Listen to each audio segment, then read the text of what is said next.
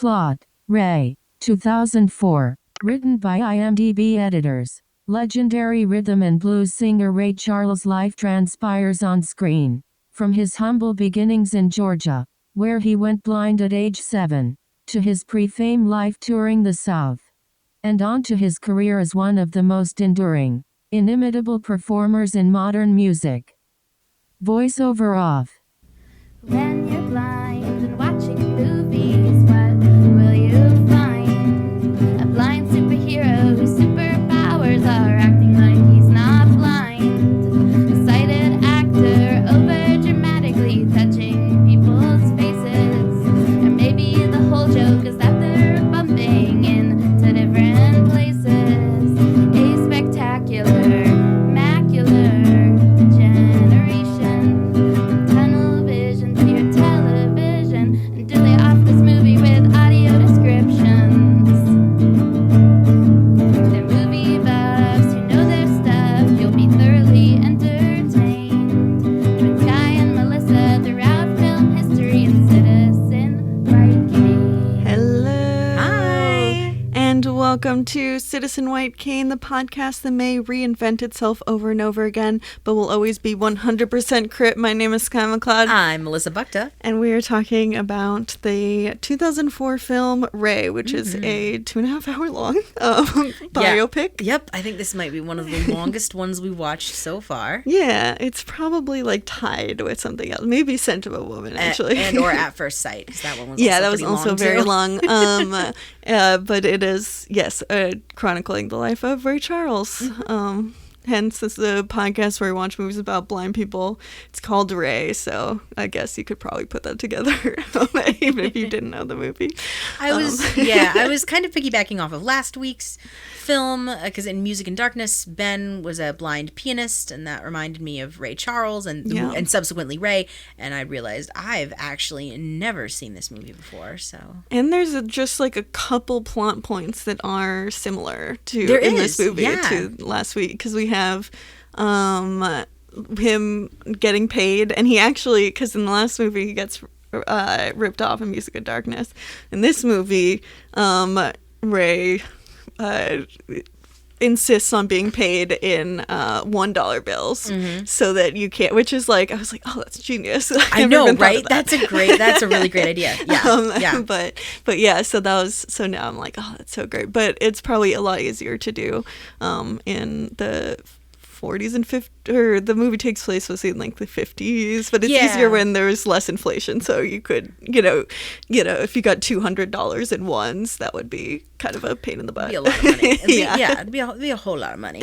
And what I actually did a teeny tiny bit of looking around, research for this, if you could call it that. I can tell you that Jamie Foxx, who plays Ray Charles in the film, and who subsequently won an Academy Award for his performance in 2004, he did meet with Ray Charles right before Ray's death, actually, to talk to him and kind of sort of for Ray to sign off and get his blessing on Jamie playing him. Right. Which is it's interesting, because I also read that that they had like sent Ray Charles the Braille version of the screenplay. That's awesome. And then he I loved one of the things he was like, you have to change, was they'd originally they had it so that he was reluctant or didn't want to play the piano, and he was like, no, I wanted to play the piano. And I was enthusiastic about it, which I thought that was kind of endearing. Yes, I loved that Ray Charles had say and had an impact on how his story was going to be portrayed and told. It came out in 2004, which was, it came out in October, and he died in June. Yeah, so so it had been it came out a few months after Ray Charles died, so he never saw. It's not like it has audio description, so he never heard the. He never witnessed he never actually got to hear or witness the final product. It did kind of make me think of The Miracle Worker, because that had a similar timeline. But I'm glad that he got a lot more kind of creative, because I know that the Helen Keller was like, really upset about the movie and it did not have her blessing. So that was cool to hear it had his blessing. Yeah, and I feel like if he had gotten to experience it, I think he still would have liked it, hopefully. Yeah. And signed off on it. And I mean, Jamie Foxx put in a hell of a lot of work for this performance. I mean, he learned, he already plays musical instruments, but he learned he does all the singing, he does everything, all of the musical stuff. Only does like one song where he's like it's like he's making it up on the spot, but most of the performances are actual Ray Charles recordings that are then dubbed over. Oh, really? Yeah. Okay, because when he said that he did all that, like the singing and everything, all the vocals, that's all him, I just was like, oh, okay. Oh, I don't know why did he say that? It's my confusion. That's interesting, because that's so weird. I don't know what he meant. Right, because I was like going back and forth because I'm not a jazz expert, but I love jazz. I'm not even a connoisseur, but like I love jazz. I really so I know Ray Charles music. Yeah. And I know Jamie Foxx's voice, so like I'm going back and forth. I'm like, that sounds like Ray Charles. Yeah. And then like, but that also sounds like Jamie. So like I don't know where one ends and one begins, and I'm okay with that. Yeah, I think there's a couple scenes where there's like, he's just like playing the piano, making up the song on the spot. And so to do those scenes, I think they had Jamie Foxx sing it to make it seem more like a very informal like song. I think is kind of the times that they actually had Jamie Foxx doing the vocals, but so much of it is just the recordings of Ray Charles's songs. That wonderful, delightful, delicious scene, which is my favorite in the entire film, when he's gotten the cookies or the raylettes at this point, and they're at a club and he's done for the night, and his manager's like, you got 20 more minutes in your contract. And they're like, we don't know what to do. We played the book. And Ray's like, no, it's cool. Let's just go. And they basically improvise this amazing, crazy song, What I Say, that became an instant smash hit. And I love it. Well, as someone who loves doing improvised musicals, like I love that. The musician is just like, trust me, I'm really good at what I do. Let's just go. And then I'll lead and you can follow. And on a good night, it works. And it's amazing. And jazz is improvisation, musical improvisation. And so it's just beautiful and so amazing to see that all come together like that. And then to find out that that's real. Like that is a thing that really happened. That one really happened? Yes. Okay, because I know some of it was like kind of made of course, up. He would just come up with things. Yeah. Yeah. No, that really happened. I'm just like, that makes it even more special. It's brilliant. It's so cool. Yeah.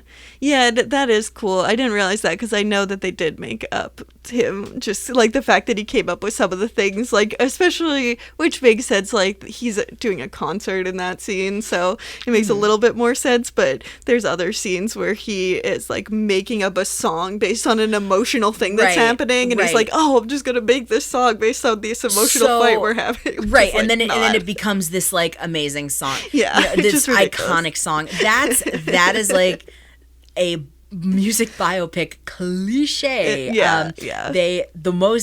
happens all the time. The most egregious one is in Bohemian Rhapsody. I was going to say Bohemian Rhapsody is just the most egregious film, right? I haven't seen it, so but much. I do not like that movie. But the worst, like I threw up my hands in the theater because I was just like, "Are you fucking kidding me?" Sorry. Brief aside. Freddie Mercury and his Mary, his on again off again girlfriend, are just laying in bed together, and he's like sketched out the logo for the band Queen or whatever, and she's like, "Oh, that's really good." Da da da.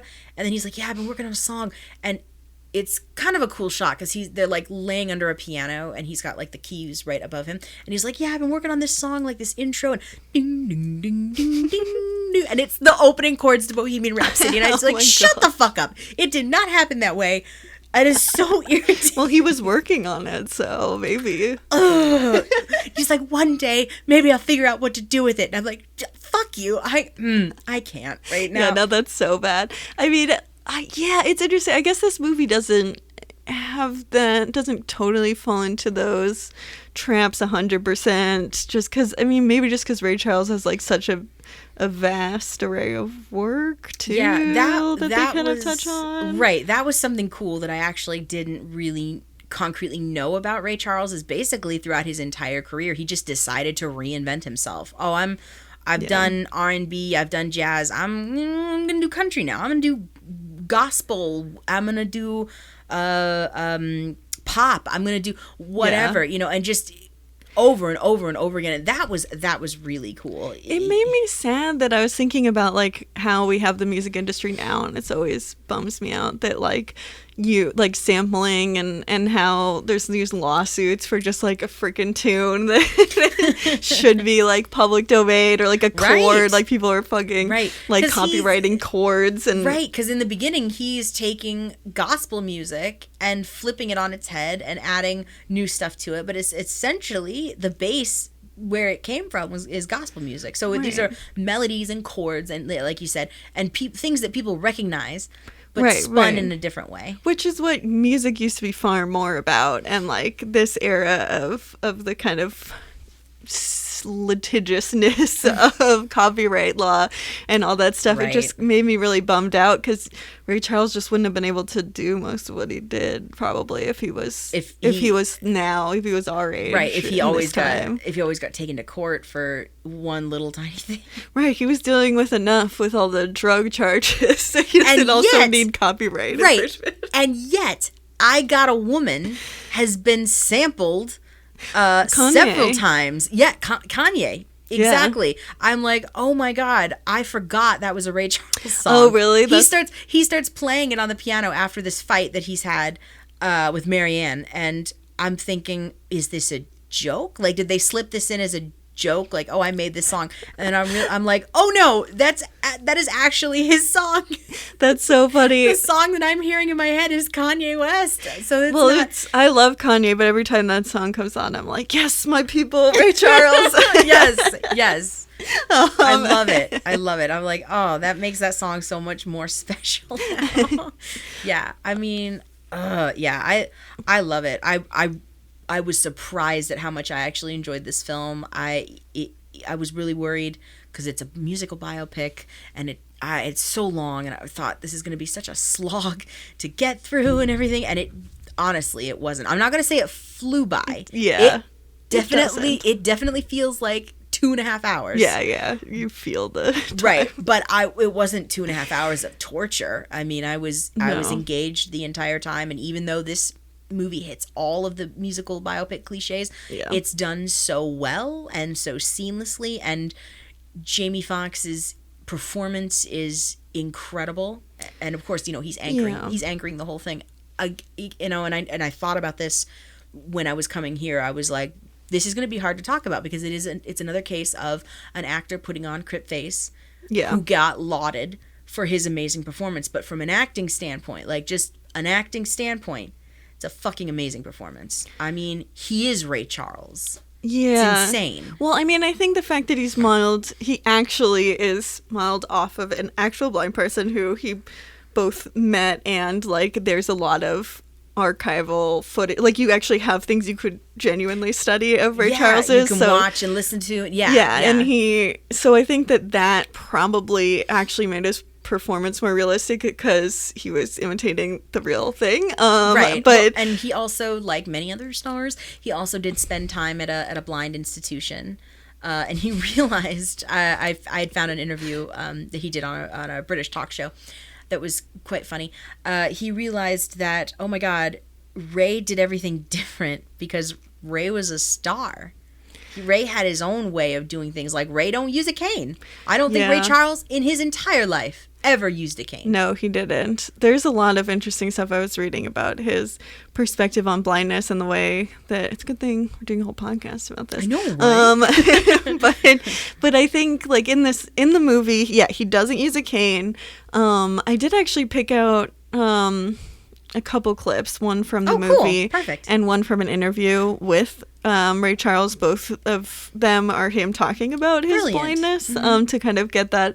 Do we want to just kind of start with those as a jumping off point? Okay. And then we can talk about stuff. Yeah, so the first clip is, let's start with the movie.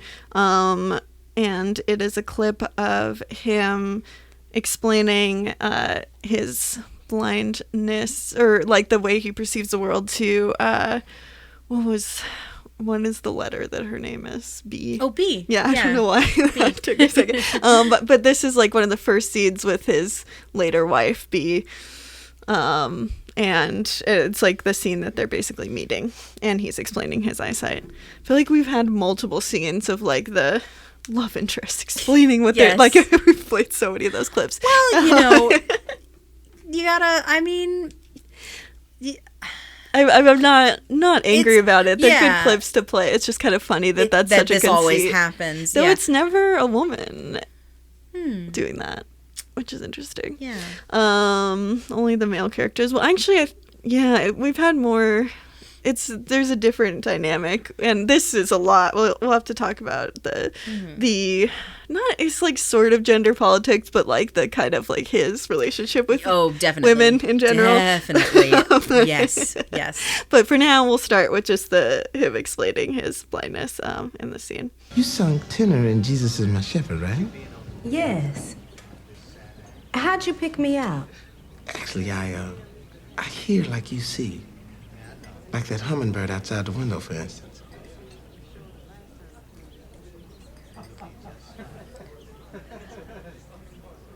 I can't hear her. You have to listen.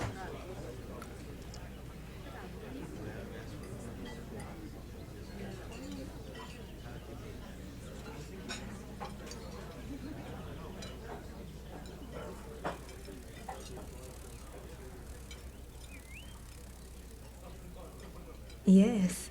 Yeah. Yes, you can. Uh-oh. You hear that? What? Her heart just skipped a beat. Oh, did you like my record? The one that King B was playing. Okay, I'll cut it out there. I mean, I actually think it's a really cute scene. It's kind of lovely in its succinctness and how he is able to how he describes what he sees or how he sees. Yeah. I like the bit where he's talking in the bus with his first band about why he wears hard-soled shoes. Oh yeah. So he can hear the echoes. That's a good one too. That was really cool little details, and I think little details like that you would not have gotten unless you actually had talked to and had your script approved by the actual person you're doing the biopic about. Yeah, that was a. Oh, no, I feel like we should also play that clip. It's a very short clip. Yeah. Hey, pardon me for asking, but how do you get around so good without a cane or a dog? How do you get around so good without a cane or a dog? I'm sorry, I didn't mean to pry. My ears gotta be my eyes, man. Everything sounds different, you know. That's why I wear hard-soled shoes so I can hear the echoes of my footsteps off the wall. So when I pass by an open doorway, the sound changes. Wow, that's cool. You know what? You gotta learn pretty quick if you want to get around on your own. Yeah. You know, during the war, there was a whole lot I had to learn fast so I wouldn't be here. Seeing that much death ain't natural. Yeah, seeing death ain't natural. Okay. That's almost the last part's more part of another thing. And then I also have a clip just of actually Ray Charles talking a different thing about it's not him describing his vision. It's actually earlier in this clip he does, but I picked out a different part where they're talking about like you know what, I'm just gonna play the clip. There you go. It starts with a question, so Told that some blind people who could have their sight restored have refused because they have spent most of a lifetime adjusting to it, and that it would just completely disorient them to have it restored suddenly. They'd have to learn all new habits, and they have actually... Can you sympathize with that? If I could wave a wand and say you will see, would you accept that? I probably... well, let's put it this way. If you were to say to me, look, I can wave a wand and you can see right now, and it's got to be a forever thing, I might would turn it down. If you were to say to me, well, I can wave it and you can see for maybe a day, I might accept that. Only because there are a couple of things that maybe I would like to see once, or just so that I really would know for what's really happening, that I haven't seen. Yeah, because as I said, that I've seen the stars and the moon and the sun, and I remember my mother, and so I think basically I would probably like to see, just for once, because I see them anyway all the time, like like my kids, for instance, just to physically see them. But actually, I'm not all that hung up about seeing things, because I do everything I want to do. I go everywhere I want to go, and with some of the news I hear about today, there's some things I just absolutely don't want to see, man. I feel sorry for you guys who have to put up with it. Okay, so that's fantastic. That's so brilliant. I know, that's honestly, that I was like, oh, that's the most I related to. I related to that clip more than I related to any single thing in the movie. I know. Oh, 1,000%. Because I'm sure you've been asked, because I know I've been asked that question all the time. That's one of the first or second questions people ask when they meet me. Oh, don't you want your sight back? You could wave a magic wand. Yeah, and get your sight back. I like Ray's answer. I think it's a very diplomatic answer. And I totally agree with that. I'm like, I feel like I've actually given that answer before, almost. Not, I don't have children, but right. Yeah, there's definitely times and days, and there's a small part of me that would like to know what it's like to have full vision for a little while. Yeah. But honestly, I think it would stress me the fuck out, I would just want to go back to the way I am, which I am fine with, and he is fine with. Yeah. And this is not... there are moments when, because anybody, any blind person is going to struggle every now and again, but this is not a movie about Ray coming to terms with his blindness or overcoming his blindness. His blindness is just who he is. And yes, he gets frustrated and he gets people try and take advantage of him, but he doesn't let that happen for very long. Yeah, it's interesting because I was listening to something and they were talking about how one of the movie's liberties that are taken is that he basically has PTSD because his little brother died in an accident. In the movie is made out to be like he didn't do anything about it, which is actually factually wrong. That he did try to save his brother, and just called for his mom, whereas in the movie he just stands still, does nothing, and doesn't call for his mom. So it's actually kind of what happens seems, well, his brother falls in this huge wash basin that his mom uses to do laundry in, and we don't know this in the movie, but in real life there were clothes in the basin at the time and they were wet. And what had happened was, yes, Ray tried to save his brother, but he was small at the time and he couldn't lift him and the clothes. So all he could do was run to get his mom, and by the time she got there it was too late. Which is terrible. Yeah. And in the movie it's weird because not only does he do nothing, and also I'm just kind of like, it seems like a weird choice to me, like when he did in real life do something, Yeah, I look at those PTSD segments because in one of them, at the very end, he talks to his mother and sees his brother again. So I treated them as more fictions of his mind rather than what actually happened. Even when he doesn't help, you think that was... Yes. Oh. He's reliving his brothers, because he talks about, after that scene we played with the bus and the shoes, he talks about how seeing death isn't natural. But I think it is more PTSD and more reflections of his mind than maybe what actually happened. Oh, I don't know. I don't think that. I could be talking out my ass. It seemed like it was so hinged on the fact that he didn't do anything. Like his PTSD was so specific to the fact that he did nothing and didn't call for his mom. Right. And like it also is just kind of, it made me sad that like it just seemed like a bizarre liberty to take. Not that, you know, sometimes you do just freeze. Like that is one of the, like, sure, you know, absolutely. danger responses. And so it's not like, it still wouldn't be his fault if that was what really happened. It was just, I just thought it was kind of weird that like, it seemed weirdly contrived that was a thing that they made up when it was actually the exact opposite. He did exactly what in the movie he wished he had done and it still didn't help.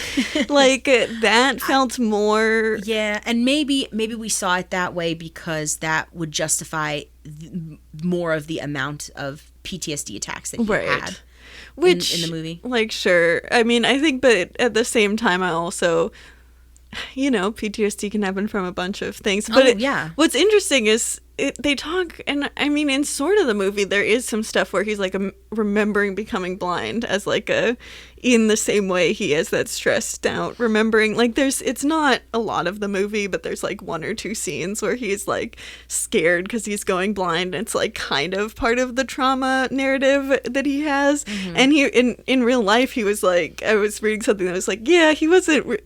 The brother and the blindness were not things that he was traumatized by. He did have PTSD, but it had much more to do with his mom dying when he was 15. Right. And was less related to those two things. And so I don't know. It was just weird to me. I was like, why? It just seemed like a weird rewriting of history. Yeah, unfortunately, I think that's where we have to. It's a movie, and you have to insert some kind of weird drama, which. Right, I totally hear what you're saying, which is something they didn't have to do. Like, we didn't have to play that aspect up. Like, his mother died. That's the reason he has PTSD. That's the reason he started the heroin. So why play up his brother in the blindness? But you're also writing for an audience of able-bodied people, and they want to see, they want to see the whole overcoming of disability narrative, blah blah blah blah blah. Right. So I think that's why. Well, that you might have be inserted sighted in there. writers, so I don't even think it's like just catering to a sighted audience. It's also just a complete lack of understanding. Right, and that's just how they see it's ignorance blindness. And why blind people should be writing these scripts. Right. Being blind and his brother dying is something that haunts him, and something that can that they can write in, and that can be the cause of PTSD. Right. Instead of like your mom dying, which I don't know, it just seems like it's a weird thing to me where I was I mean, like that can also be traumatic for someone, and sure, it's just I'm not really sure. I mean, I guess it's also weirdly focusing on the boy instead of his mom is another, like, the gender politics of the movie are weird in some ways. Like, the women are not entirely, but I feel like they are not written in a way that I was super happy about half the time. Right. Well, especially with Regina King's character. Yeah. Because I love Regina King, but her character, Margie, dies off screen, and at first that really pissed me off. Yeah, and it's based on.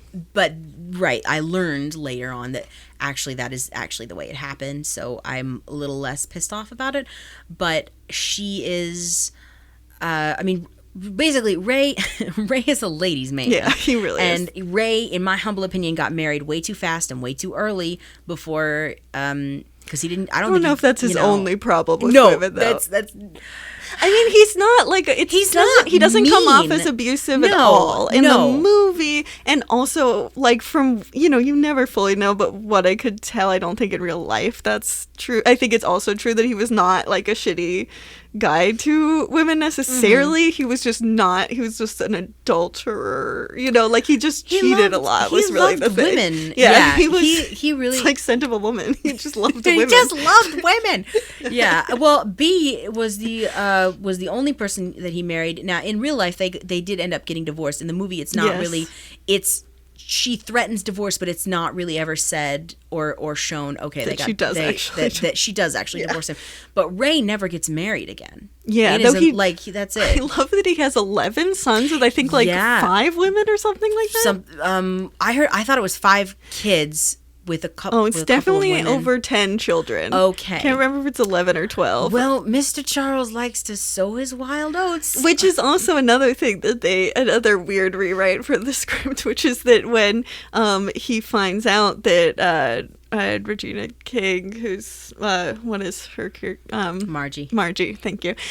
When he finds out that Margie is pregnant, he in the movies asked her to get an abortion, which he was like, I didn't do that. He was happy to have as many kids as possible, which I don't know, is kind of like, to me, weirdly endearing. I mean, I think it's like at the time, you know, the 20th century, we did a lot of eugenics for a lot of time, and I do really love the idea of, even though, I mean, who knows what, I think they think it might be glaucoma, but they don't really know. It could have been an infection that was on, like, it seemed more likely to me that glaucoma is what I heard. Is how he went blind. He had glaucoma. Right, but I think it might be one of those things where they never totally knew why. It happened. But I do kind of like the idea of, even if it's, you know, so there's no really knowing if it was genetic or not, but I just like the idea of a blind man going around and being like, I'm going to have as many children as I want. It's like the exact opposite of C, right? Yeah. He's not Jerla Morel, like, trying to have all these sighted kids. He's the anti-Jerla Morel.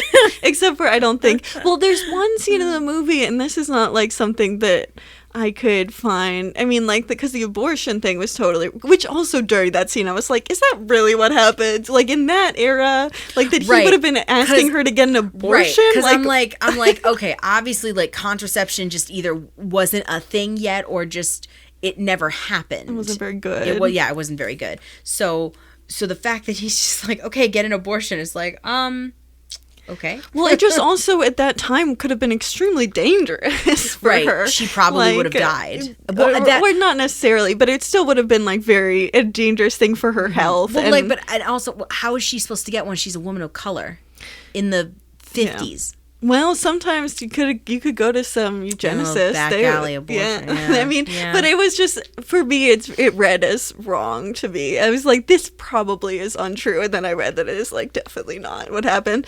But yeah, but there is one scene when he has his first, I think it would be his first son with B, or she has the birth this child, and his first question or something, like, they have a little conversation, and his first question almost is like, can the baby see? Or they say, like, they talk about one other thing, like that he's smiling or something, and then he was like, oh, thank God. And that was like such an offhanded line that I was like, is that what happened? Like, you know, it was just one of those things where I'm like, is that really it's hard what happened? It's hard because, like, parents want the best for their kids, and we're so programmed in our society that even a disabled person is like, well, geez, I just hope my kid is not disabled. I'm like, and that's like something, which is something that could happen theoretically. It's not out of the question that would be the case, that really would have been what happened. And so that's why I was also like, is that something that did happen? Whereas then it's a different conversation almost than something where it was like didn't happen, and it was just like a sighted writer writing a line like that, like thinking that a disabled person would care about that, which is I would say more problematic, though I do think both of them, even if that is what really happened, that's also problematic, even if it's more internalized ableism. But yeah, I wish I knew a little bit more on what his opinions would have been on that, because I think that would be interesting to know, because I don't trust sighted writers to, like, you know, make the just have that, you know, it's like just ableism for them. Just because Ray signed off on the script doesn't mean that they couldn't have gone back and, like, tweaked other shit. Before the movie had gone into production. Or even it could have just been like, what hill do you die? It's 2.5 hours long. Right. Like, are you really going to make notes on every single little thing that you're like, I don't know if I... Like, it could have just been that he read the script and was like, okay, fine. And, like, because for me, I would be like, my first note is, take that the fuck out. Like, I would have never asked. But, you know, maybe he's like, I didn't ask them, but it's not so far from something I would do that I'm going to bother telling you to take this out of the movie. Like, I could see that. But you know, he had 11 kids. kids, so it does also have like he's kind of an absentee father, like because he's just so I'm also like, why does he want so many children when he's not even in their life? There's no kind of about it. Margie's fucking kid, right? He hears that Margie dies, and Regina King, Jesus. Yes, Margie, played by Regina King, and B, his wife, played by Kerry Washington, because I don't know if we've said that. She's played, we haven't. Played beautifully by Kerry Washington. Was like, well, we'll just start sending her money, and Ray's like, well, I've already been doing that for like years, and she's like, okay, cool. Well, what about the baby? And Ray's like, oh yeah, well, she can go live at her sister's. You know, her sister's. She's already living at her sister's. She's already living at her sister's. So it's just like, well, okay then, I guess. And you might see her you might see the baby once or twice in the baby's life. I don't know. But like you said, I don't think Ray was ever an abusive father, you know. Or partner, at least that we can tell. Yeah, because I was like terrified after watching the movie that I was like, this guy slept with a lot of women, so it could go either way. It could, you know, there's so many fucking dudes in history where we love them until it's like, yeah, they beat their wives and like, you know, something like that. I was a little afraid of watching this movie because I'm like, wow, am I just gonna find out that Ray Charles is a monster? Like, I really like Ray Charles is cool. I mean, I learned to love jazz through Ray Charles and Billie Holiday and oh my god, and of course now I can't, names are not happening. Dizzy Gillespie, Quincy Jones, like I really do. I really enjoy jazz music, and I'm just like, I really don't want to find out that Ray Charles is a monster. Can't confirm. We don't think he's a monster. Yeah, in the movie he doesn't come off as one, and then also from what I could tell about from reading up on him, and watching performances and stuff. I mean, he loved what he did. He adored it. Was in his soul. I mean, it was in his DNA. Yeah He's just an incredible musician, and the scenes, especially in the recording studio and everything, where you just get to see him reinvent himself. Oh, I'm gonna do. He does a lot of that, right? Like, I'm gonna do this, and everyone's like, "Oh, I don't know, Ray. I don't know." He's like, "No. I'm gonna make it work. You just watch. I'm gonna do it this way." Yeah, and it completely and utterly works. Yeah, it's interesting. Like, I think I was reading up on, you know, at the time there were other blindness apparently was because of like lack of like not access to good health care. Like, there were more black people who were blind in the United, like it was much more common, and there were like other singers and musicians, blind Tom Wiggins and blind Lemon Jefferson were two of the ones they named.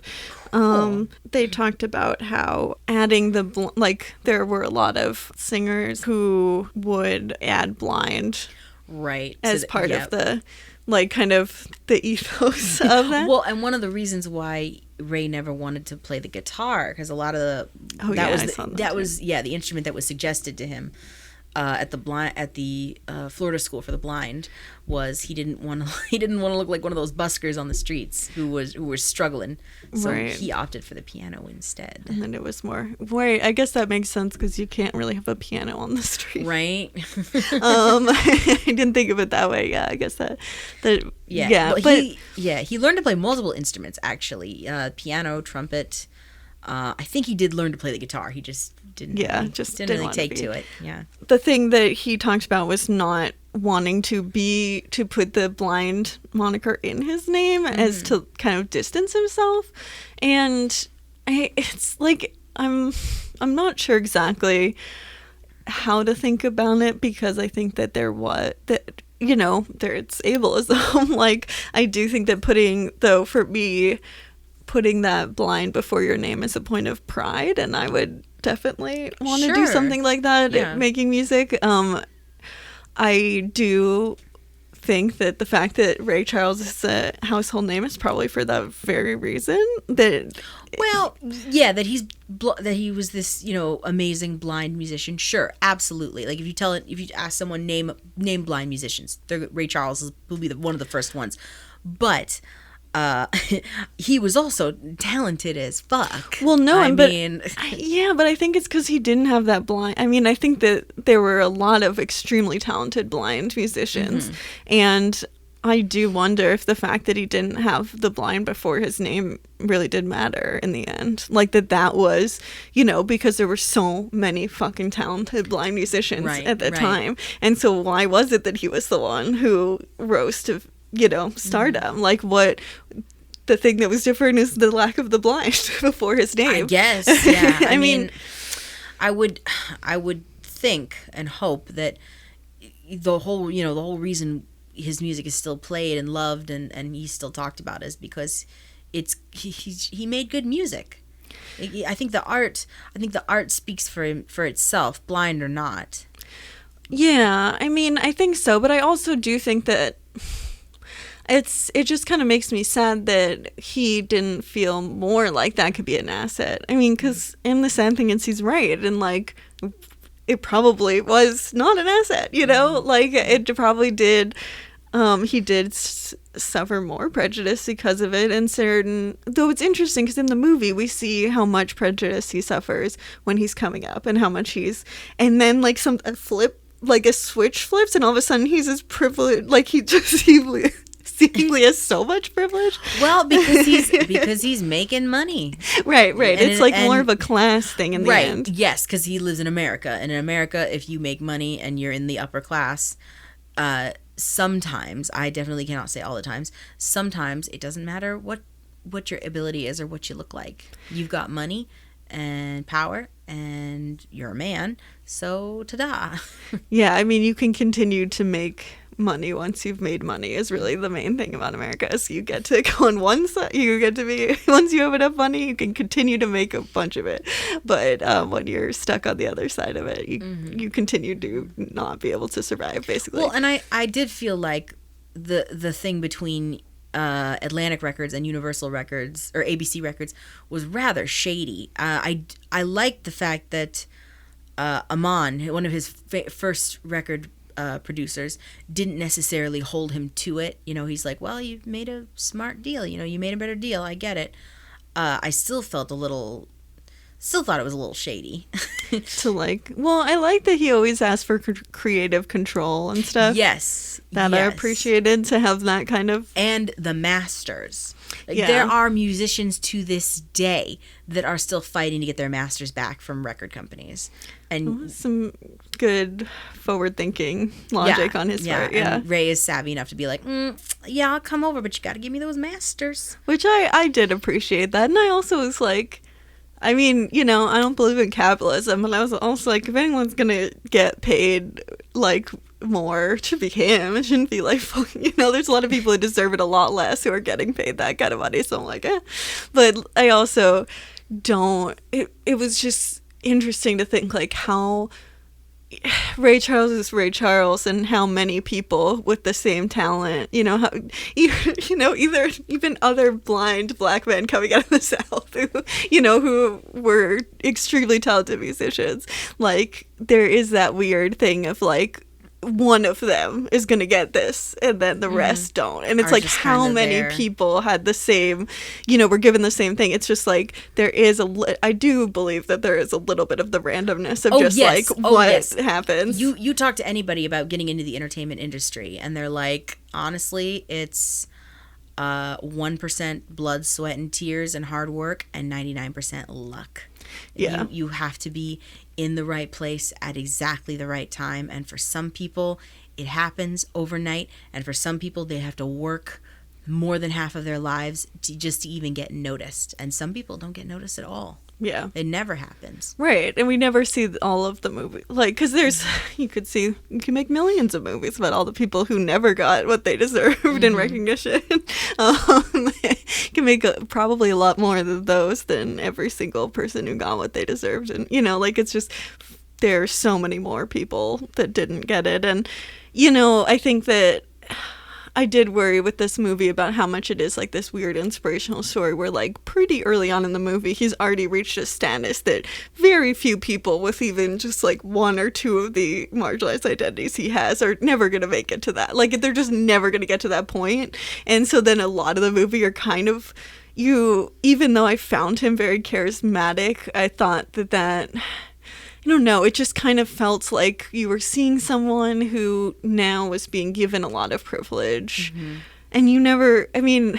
Everything felt a little too, like it fell into place. Yeah. Yeah, I think that's biopic syndrome. Maybe, to be honest. If you've watched a lot of musical biopics, and I can't say I've watched every single one, but if you've watched a lot of musical biopics, it follows everything to the letter. Yeah. So, yes, things are just going to seem like they just, you know, click, click, click, click, like just everything just falls into place the way it should, because you're watching a biopic and you're moving along someone's timeline, and these things have to happen. Right. And you have to, like...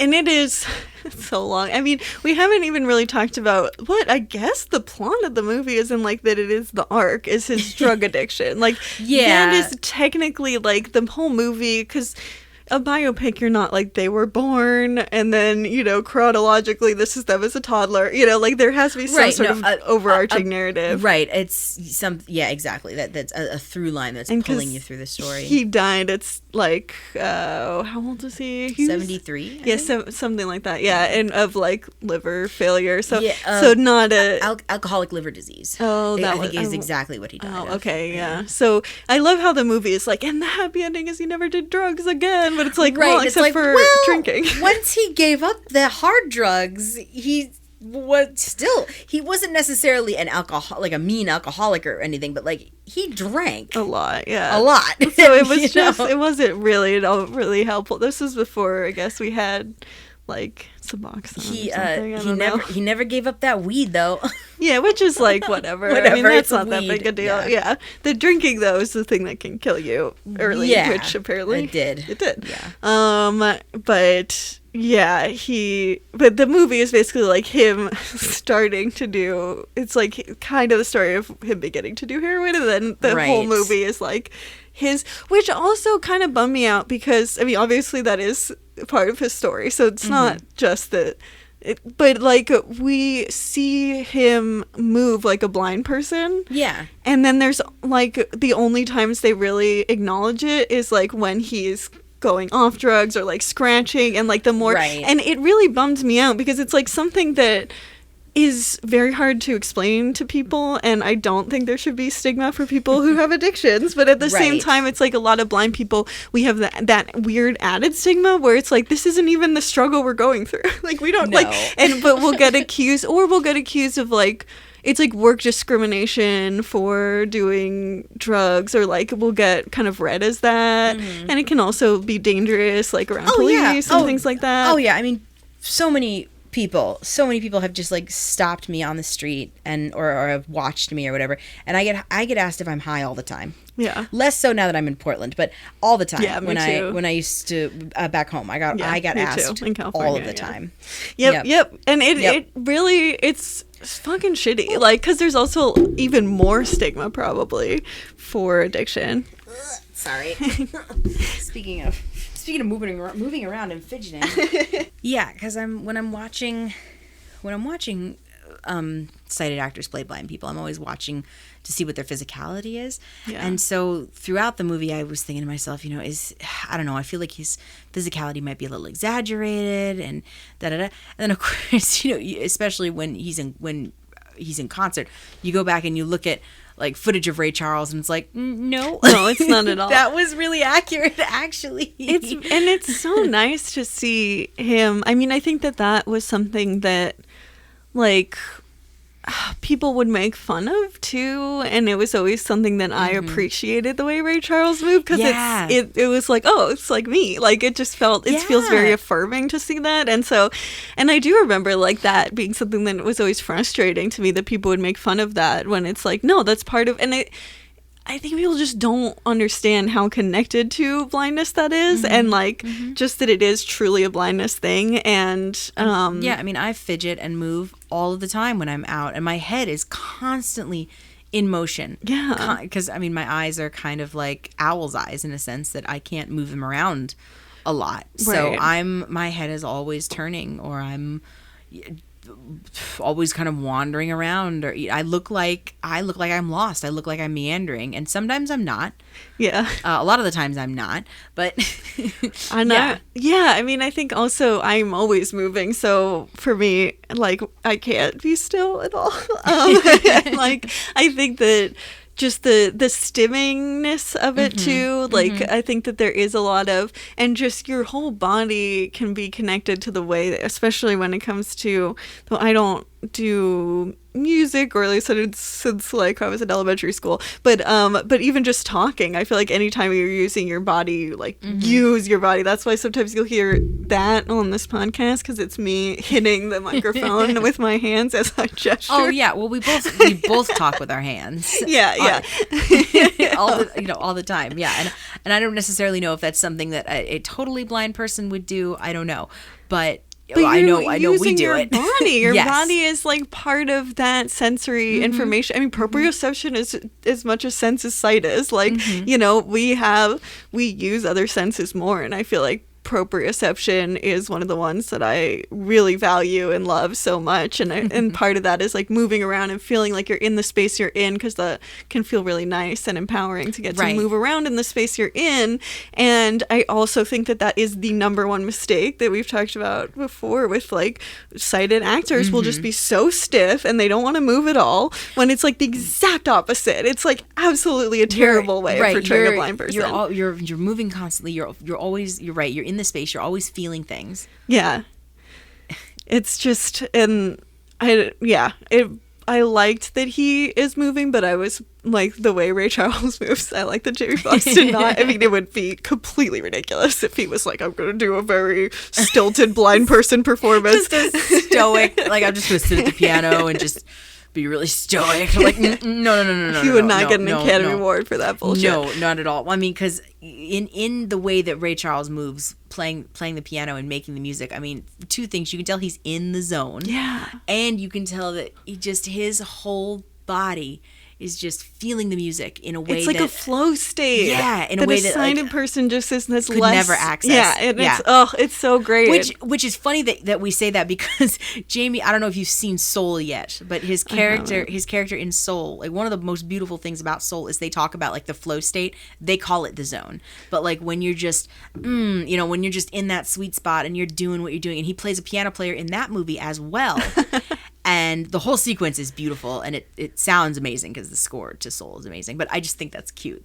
Does he move? I mean, it's animated, right? So yeah, it's not actually. But does the character in the animation move around? Yeah, like obviously his fingers are going nuts because he's a piano player, but he's like, his shoulders are getting into it, and his head's thrown back, and his eyes are closed, just like really. I wonder how much of that is based off Ray Charles. Also, that's a really interesting question, because he's a very iconic player of the piano. Yes. Like, he is one of the people that people might think of, which is cool to think that would be in the visual language of, pianos. Like, when you're making a movie, that's really, and I think that speaks entirely to Ray Charles. Yes. Well, and I don't know how much input Jamie Foxx had on his character's design in Soul, but maybe he did have input, and maybe he did get to think about how his character's name is Joe Gardner in that film, but maybe he did get to have some say and some input. I'm like, well, this is how Joe would play the piano. Joe likes Ray, like, one of Joe's inspirations is Ray Charles, so Joe's going to play the piano like that. We know the writers are aware of Ray Charles' existence. Yeah. Well, the movie was also scored by John Baptiste, who's an amazing jazz musician as well. So I'm sure John knows about Ray Charles. Right. Well, he has he's very iconic, and even his mannerisms are part of that iconicness, and the sunglasses. But I mean, those are all things that I think we get like double prejudice for, because they're read as like being high, which is then read as not caring, or and I think there's also this weird thing where people are like, oh, you are high, so you're not perceiving the world around you well. Like, there's these weird if you think about it, sunglasses are blocking the eye from view. They're literally separating our eyes from sighted people's eyes, and sighted people rely so much on what's going. Yes, obsessed with eyes. They're relying on so much about what is happening in a person's eyes, and when you can't do that anymore, it really puts up a barrier to communication. And I know that not all blind people wear sunglasses. Some blind people have to, and just it is what it is. You can't help it. But I think as a sighted person that might make them feel a little bit intimidated or nervous about a blind person because they can't. But there's no way of winning, because it's like we still have to, like, if we take off sunglasses and use our normal eyes, most of us just don't make eye contact. I mean, like, for me, making eye contact means I can't see someone's face, which I'll do just because I don't care about seeing. Like, I just don't want to be treated badly. But I'm always part of me. It's like, why do I have to do this? Like, why can't people just get out? Why is this my problem to fix? Right. Like, well, yeah, that's me making eye contact with people. Like, I do it now just because I literally spent hours training or being trained on how to do it in college and in all through elementary school, but I don't give a shit about what your eyes are doing. You get trained to do. I can't see. Well, okay. Or do you get trained? Did you emotionally get trained, or were you like literally trained? Literally trained. Oh my god. So okay, it's time for Tangent Town. All aboard the Tangent Train. Tangent Town Train. Tangent Town Train. Transit. Okay. In college, I was doing a play called Vinegar Tom, which is a really great play. It's a feminist play by Carol Churchill about witches, basically, in like the 1500s or whatever. And it's this fictional play with bits of real stuff thrown in, like stuff that was happening. Anyway, I play Goody Putnam, who is the assistant to the witch hunter, Packard. So I have a page-and-a-half monologue that I get to do on stage completely by myself, that talks about like how Packer is so good at what he does and like why this town should hire his services. So the director and I basically came up with like, okay, we're in a tavern setting basically, and you're really like talking him up, So we did the play in the round, which means we did it in all four sides of the stage had people on them. So it was like a giant square. Okay, yeah. Cool. So so we did it in the round. So there was like, you couldn't hide anything from anybody. You were very exposed, which is fun. It's fun and scary and crazy, but it was really fun. And with this particular scene, my director really wanted me to really like hit those points home. About what I was doing, what I wanted to happen to these women. Because, I'm talking about, like, torturing women and how these women are worthless. It's a great monologue. but terrible. It's a terrible character. Really fun to play. Terrible person.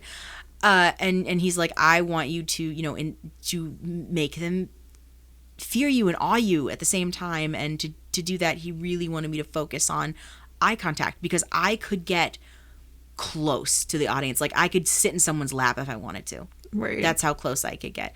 So he was really all about like really trying to get the eye contact to with happen. The audience, not with another with the actor. Audience. Well, and then having eye contact with the other actors would come, because we're doing it with the audience.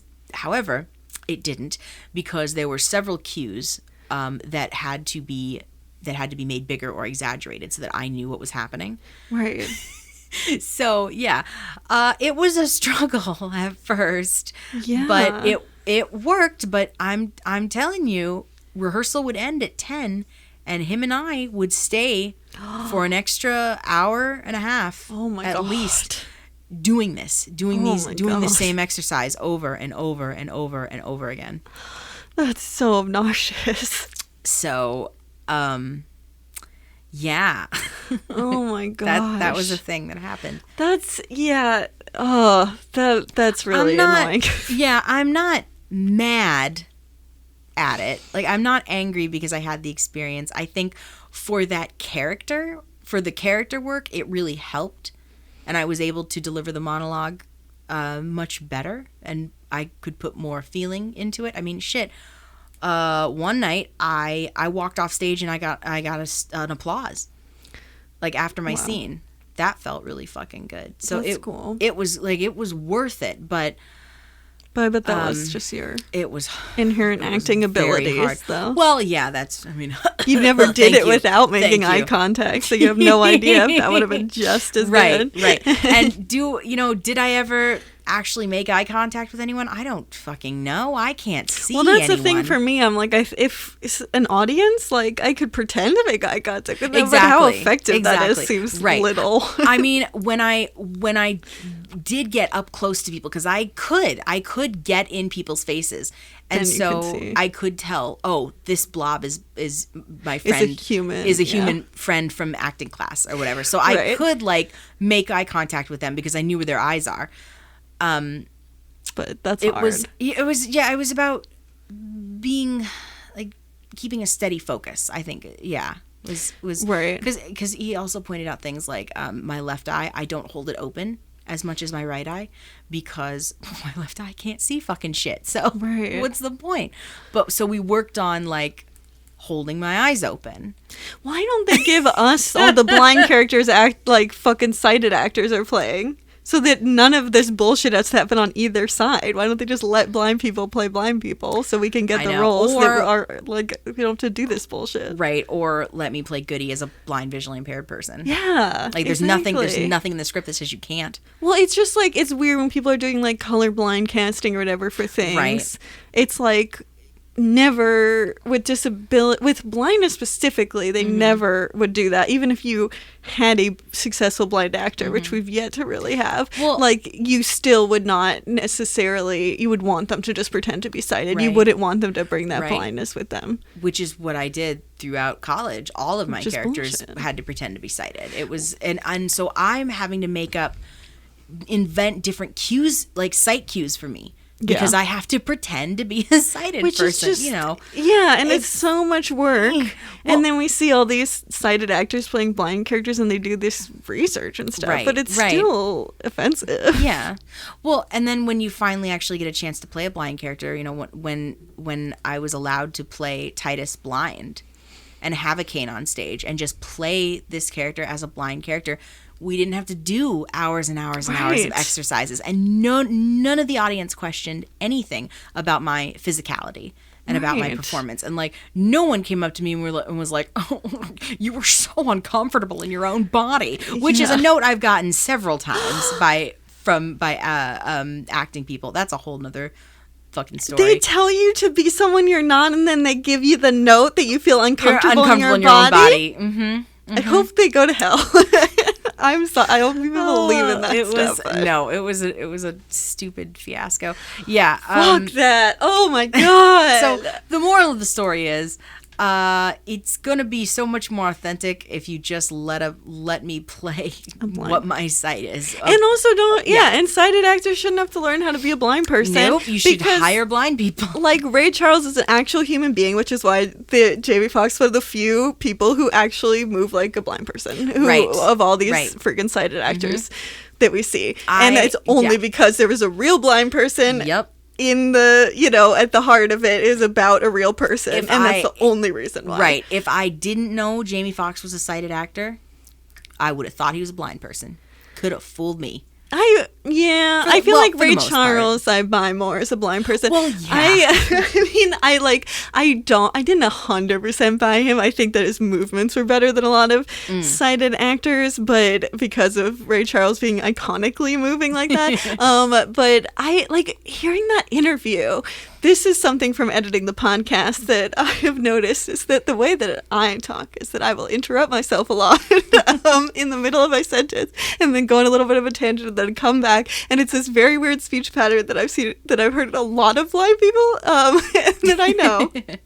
And he had it. You rarely hear interviews of people that speak that way, and I love it so much. And that was my other favorite thing about listening to that interview, was hearing him talk. And I feel like Jamie Foxx's vocal performance I just didn't buy as much. Like, he was a little bit more subdued in a weird, like he got that his body needed to be like more expressive, but then you just didn't hear the same level in his voice. Like he's also, is he putting on some sort of voice? Like it didn't necessarily sound exactly like Ray Charles. The voice I thought was kind of interesting, and I think maybe he was going for more of like the younger Ray Charles' voice when he was younger. Maybe because we're listening and watching all these interviews, and he's older, and your voice definitely changes as you get older. So did I have to get used to it? Absolutely. Yeah. Did I think it was a weird voice? Yes, I did. Yeah. But you have to spend 2 hours with him, so you get used to it. But it just felt like that's such a choice. Like, it didn't seem like that was, like, just, that wasn't a choice he made. It felt very much like he made that choice to make the voice like that. And so I was like, why? Why make that choice? But he also just is very kind of straightforward in the way he talks. And he says things that are kind of, like, somewhat subdued, almost, like, poetic sometimes, but sometimes but just kind of keeping his cards to himself a little bit. And it's just, you hear actual Ray Charles and it's the exact opposite. It's like what I would associate. It's like he sounds much more like the way I talk and many blind people I know talk. And so I was just like, oh yeah, that's a real blind person. But I feel like because of the vocal performance that Jamie Foxx gives, I never bought him because of that. And I was like, is Ray Charles just weird and he's not like the other blind people I know? And then I'm like, oh no, it's just like for some reason. But it's just also weird because it's like blind people are going to be listening to the performance. So why care so little about that part of it? Why put the voice on? Yeah. Yeah, and also just not make that more part of it. Like the motions they try to encapsulate that. Even though he's, I think Ray Charles does a better job being Ray Charles, but like, it's after The Disaster Artist, I just think about like watching Tommy Wiseau and then James Franco's performance, and it's just astonishing. Like and so now I'm like, my bar is set so high. Oh, okay. So hang on. So because I've seen The Disaster Artist too. Yeah. So what is your take on that performance? Do you think it's a good performance? I do.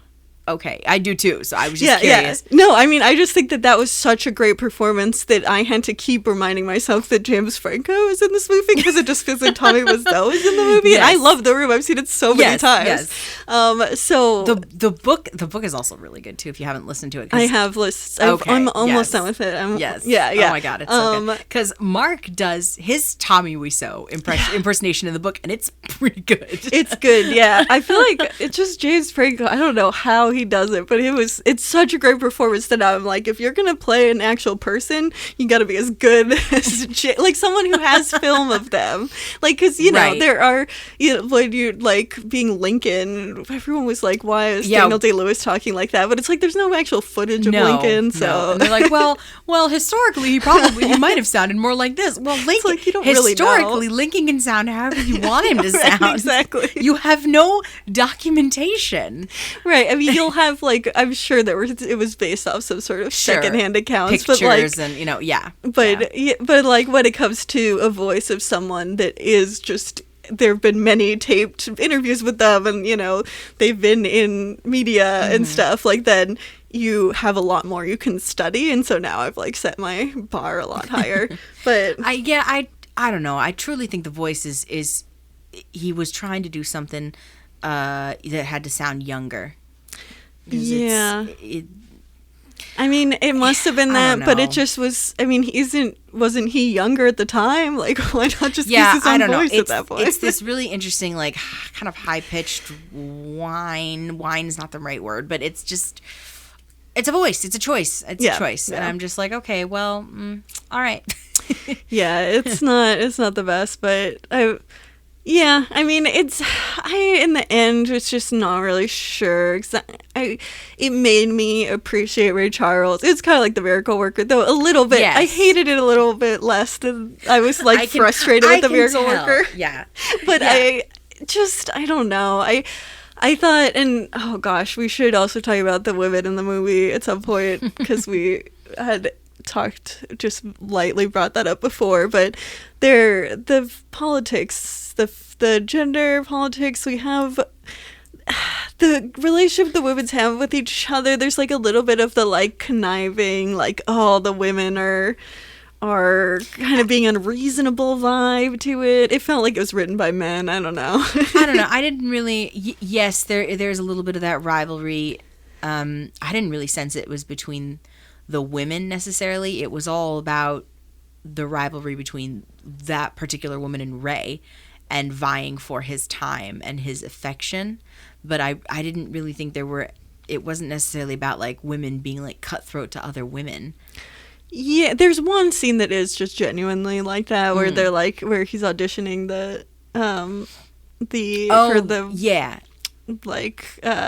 he's Rayettes. looking for yes, yeah. So there's like a tiny little bit that is very much that, but it's just that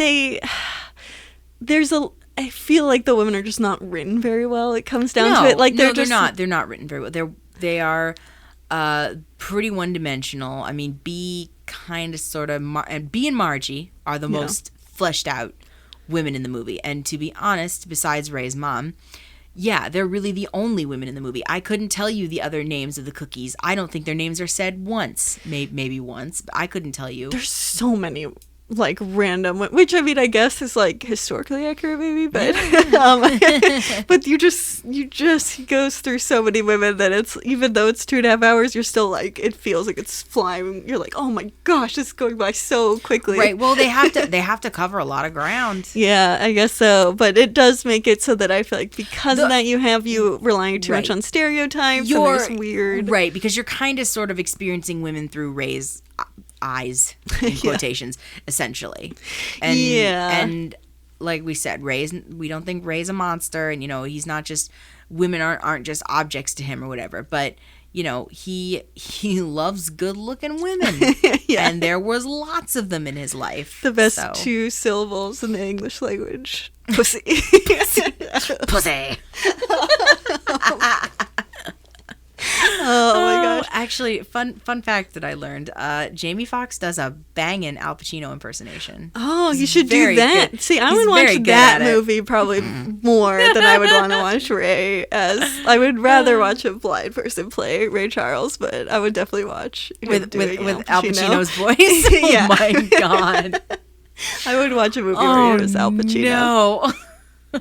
No. But yeah, I mean, this is there's so much of this movie too, so there's like stuff that we're gonna wind up not talking about, even though we probably could.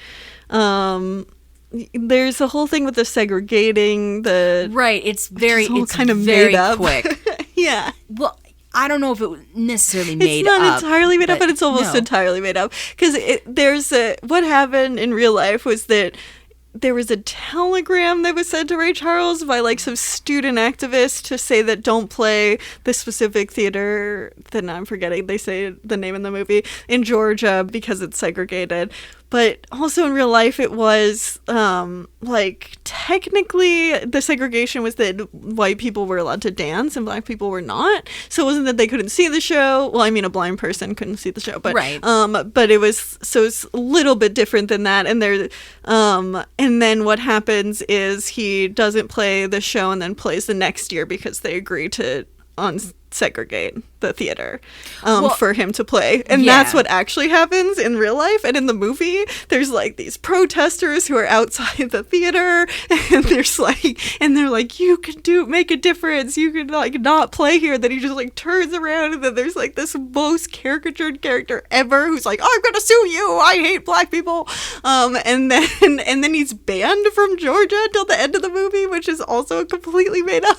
Wait, really? Because at the end of the movie they have that whole scene in Congress where with the text and everything, with the Georgia delegates being like, we hereby issue a public apology to Ray Charles, and he can come back and play in Georgia anytime he wants, and in fact we're making Georgia on My Mind Georgia state song. Yeah, they did making it Georgia state song. I think they might have apologized for having a segregated theater, but the fact that had already been resolved, I'm not really sure if there was an actual apology, but it did become the state song. But it's like completely fabricated, and also on top of that, he wasn't still married because they made it a different time. So you are correct, because after looking at the actual historical timeline, I was like, yeah, they were definitely divorced by the time that happened. So it's just kind of like completely fabricated for the most part. It's a nice little happy ending bow that they could put on the cake. Yeah, it's like a very movie Hollywood,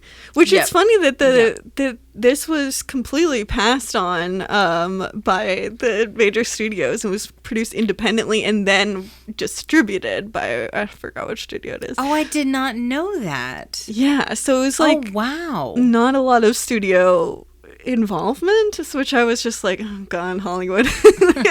Well, maybe that's why there are a few cliches, but they don't hit as hard. Yeah, that could be it. It doesn't feel like a bunch of white people had their hands in it and being like, well, no. Yeah, it's just like a little bit of a white person. Like, I think it was written and directed by a white person, and then it was co-written. Like, the white person who wrote and co-wrote it had a writing partner who's black. That was the breakdown, I believe. So, it is not, and they're both obviously cited. Everyone's cited. There's not the only blind person even remotely related to this is Ray Charles.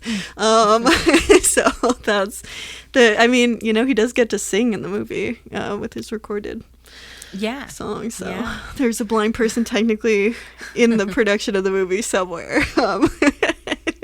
But yeah, I mean, I don't know. What should we, do you want to, is there anything else we should talk about before we get to our blindness acuity? I mean, Lordy, I'm feeling pretty good. Okay, good. Yeah, I think we covered a lot of it. It's 2.5 hours long, so I'm like, want to get to everything, but also, right, that's hard. Don't need to cover everything. Yeah. Yeah. Do you want to go first? Sure. Yeah, I'm going to give this my usual grade of 2,400. Nice. I don't want to go any higher, but I don't want to go any lower either, because I was very pleasantly surprised. I thought this was going to be a slog to get through. I picked this movie and was just like, oh man, I don't know. But I feel like this would be considered like quintessential blind person viewing, because a lot of the times when I've talked to people about our podcast, they're like, oh, why you done, Ray?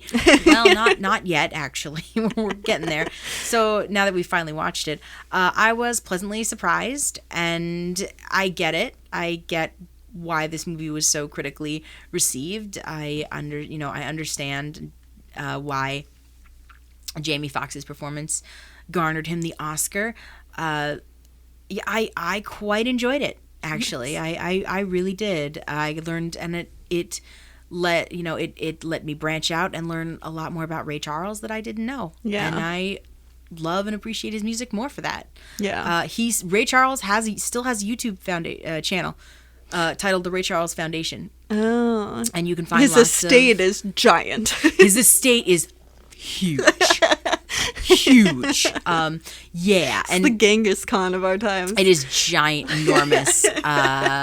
Yeah, and it actually, his estate was going to war with his kids. His estate was like for money? Because Ray basically was like, hey, I'll give you X amount of dollars, if you, I don't think it was, I kind of glossed over this because I heard it and then just kept on looking at other things, but I think it was he'd give his kids X amount of dollars if they just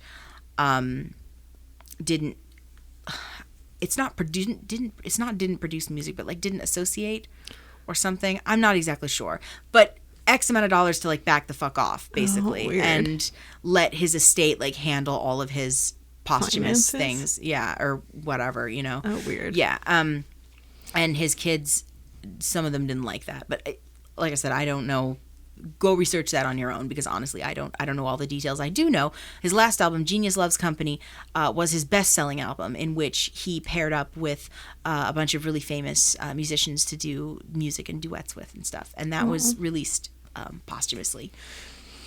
Nice. So I need to go listen to that now. And I have garnered a love and appreciation, and more of a love and appreciation and respect that I had for Ray Charles, incidentally, before we even started this. So yeah, I really liked it. I really liked it. Great performances. It's a biopic. Yeah. But it's a really good biopic. Yeah. I'm giving it a 2100, I think.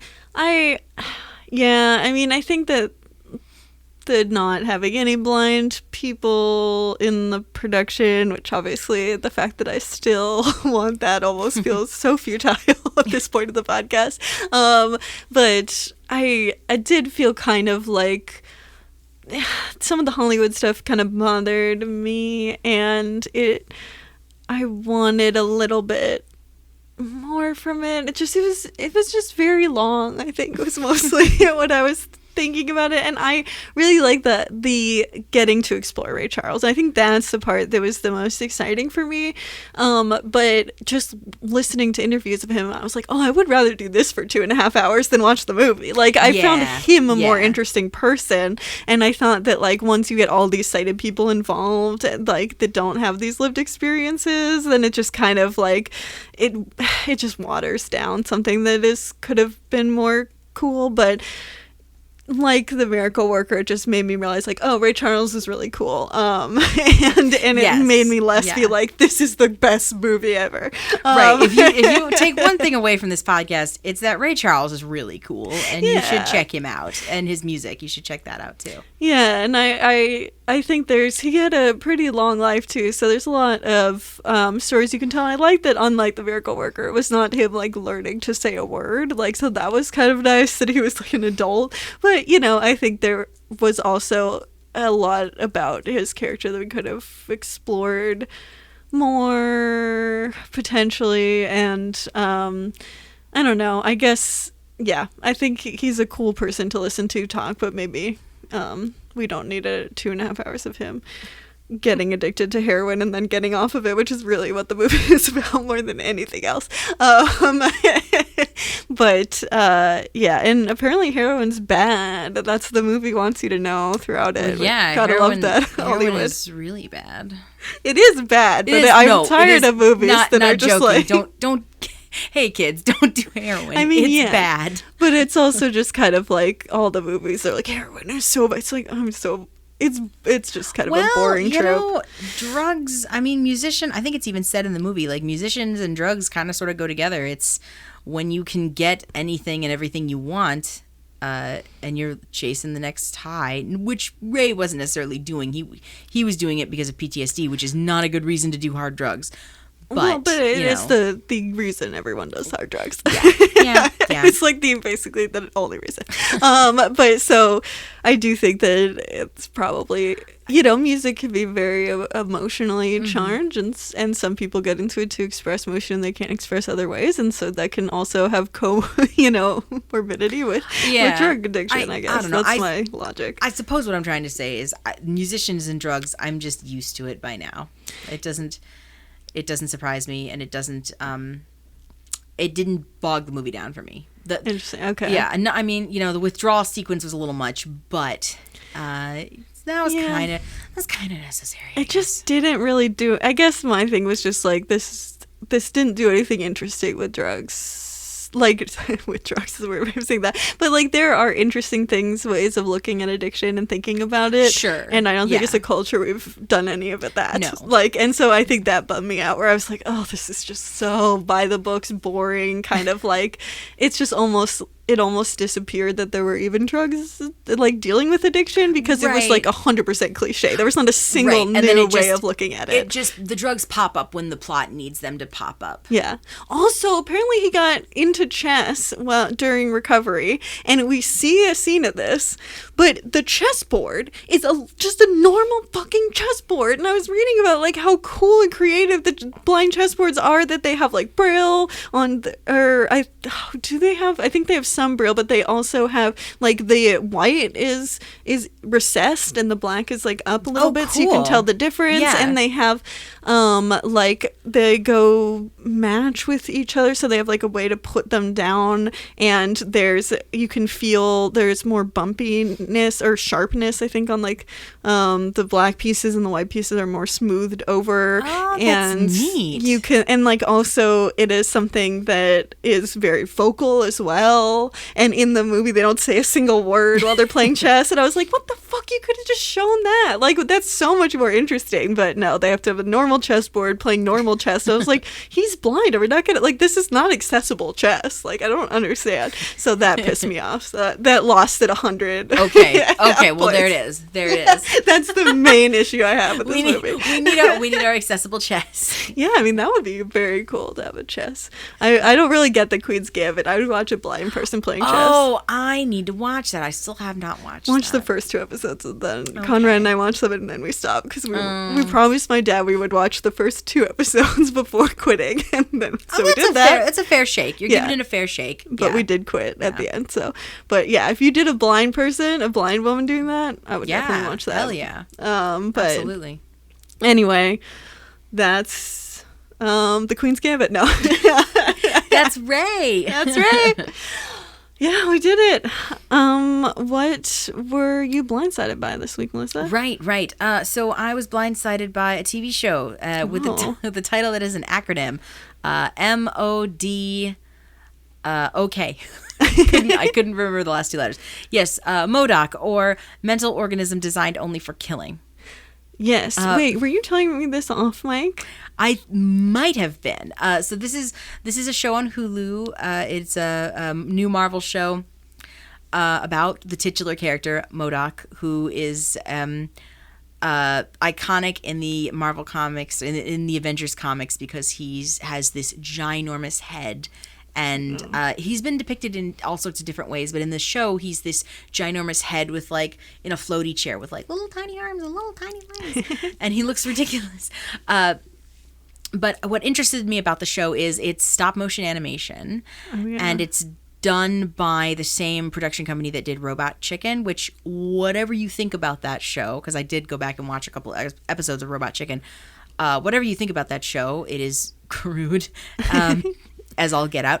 The animation was always something that I really enjoyed watching, just because it's so limited. Yeah. Because they're basically, these aren't beautiful, like Leica Studios, dolls or whatever. These are fucking action figures that they found at Walmart, Right. And although MODOK looks much better, the production value is up there, it still knows its roots. And so the way characters move or interact with objects, you still know, oh, these are toys. these are just toys. And I have watched 3 episodes. The whole season dropped. There's like 10 episodes. And at first, I was kind of like, I don't know how I feel about this. And then I watched the 3rd episode, and I'm kind of here for this show. Nice. I think. Patton Oswalt plays the titular character, and I'll watch anything he does.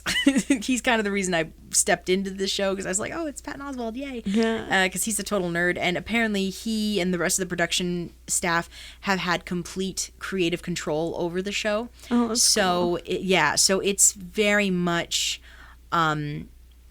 taking pot shots at the MCU and at comics and at Marvel Comics in general, and it makes me happy. And there's lots and lots of voices that you would recognize. John Hamm plays Iron Man, which I think is hysterical. That's pretty good. Yeah, and Ben Schwartz plays MODOK's son. Oh. And he is, everything that character says is hilarious. Ben Schwartz is great. Yeah, and I love MODOK's daughter named Melissa. Oh. So it's I kind of like get warm and fuzzies, because I'm like, oh my god, Patton Oswalt knows my name. He doesn't really, but he in the show. But I really like Melissa. The past episode I watched involved MODOK and Melissa like embarking on this scheme to get these tech bros to like MODOK and to think that he's a good leader. That's so funny. It's really great. And there's actually a lot of like family drama in the series too. So it's really funny, and I honestly wasn't sure, and now I'm sold. I'm quite enjoying myself. Nice. So if any of what I said sounds appealing to you, or not, I don't know, check it out. The episodes are only like less than a half an hour long. It's not a huge time commitment, and if it's not for you, it's not for you. But it's a lot of rapid fire jokes, and it's super fun. So that's MODOK, and it's streaming on Hulu. Awesome. And the show has audio description. Yay! So, It does? yeah, That's awesome. Yeah. It's not fantastic, but it's there. Yeah, I was watching Community, which is not my thing that I'm recommending because I still feel like it's slightly problematic. Oh, I'm sorry, but it has audio description technically, but the audio description is so bad. Like they just don't say things. It's not good. I might actually turn it off because the audio description is not good. And I wanted it on because there's a lot of obviously there's a lot of visual gags in this show that I'm just not missing, or I mean that I'm just missing. I'm not getting, which I don't think is fair. But the show is the show. No, it's not. But the show is very dialogue heavy anyway, so it can be harder to So the dialogue's great. So yeah, but there was times it's possible to just do too little in an audio description. I found out because there would be like long silences and they'd say a tiny little thing, and I was like, I needed more information than that. You had plenty of time. Right, like what is wrong? Right now, granted, it's very rapid fire dialogue, and like a lot of people are talking. So it's hard. So it's hard. It's hard to insert it in, but the audio description is not good. Okay, it's still not good. Step up your game, Hulu. Yeah. It's not good. It feels like a total afterthought. Yeah. It's interesting. I feel like now, I wonder if there's been like some legislation that's required people to do audio description, because we were getting some real bad ones. So I wonder if there's like, it used to be that it would be like people who are like, we want to be accessible, and now it's just people being like, we're going to get the cheapest fucking thing and we're not going to pay for this at all, and we like, this is just a hassle for us, and we're going to make it still suck.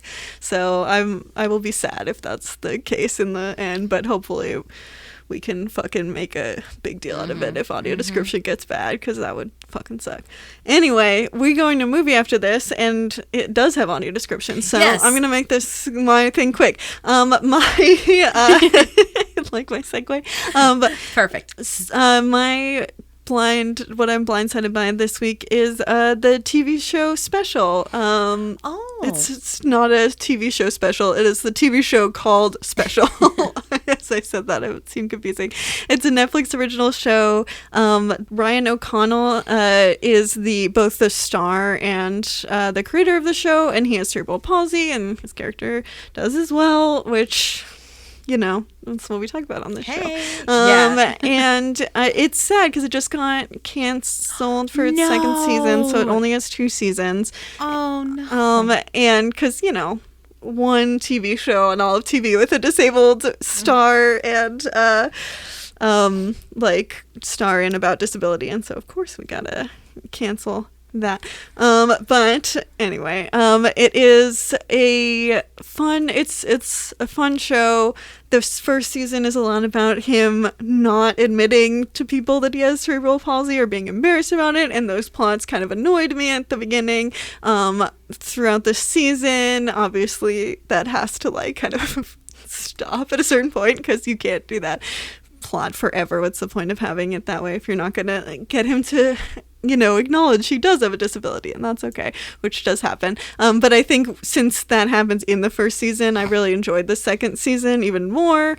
There's a lot more about him, like his dating life, and he goes there's a guy he meets at a bar who is like a fan of it, because he writes at a newspaper, not a newspaper, he writes at like a sort of BuzzFeed like thing, and so this guy sees him at the bar and is like, oh, I'm a fan of yours, and then it turns out that he's like just very like fetishizing of disability. Oh, no. And like you have another boyfriend that he has who's like says kind of questionable things, but then at the same time you have a plot where he like finds a Crip community, and so you have all these other disabled actors, of course, because it's right, you know, the showrunner's disabled, so obviously they're gonna actually get disabled people to play the characters, and it's just really fun to watch the Crip community stuff, and